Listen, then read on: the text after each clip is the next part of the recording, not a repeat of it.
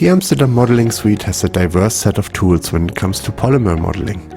We even have a dedicated polymer modeling playlist here on YouTube. And one of those tools is the AMS Polymer Builder that will allow you to create polymer molecules with varying branching ratios from a set of monomers in a what you see is what you get fashion.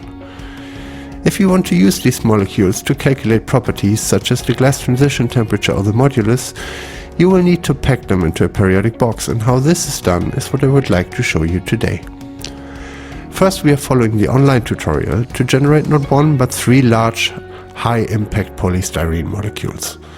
Due to the use of random numbers in the linking process, these structures will be distinct, which is exactly what we want. Once we have generated our 3 polymer molecules, we pack them into a periodic box with the Builder tool. While doing so, check the density that is displayed live at the bottom of the panel.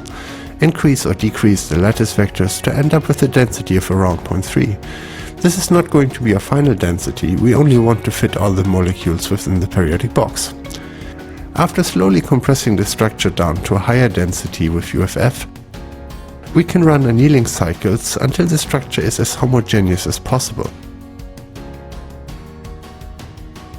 You can do all this with the GUI, but the easiest way to do it is to just feed the structure to a PLAMS workflow that executes the UFF run and then the annealing cycles until the densities at the start and end of the annealing cycle are within a certain threshold of each other.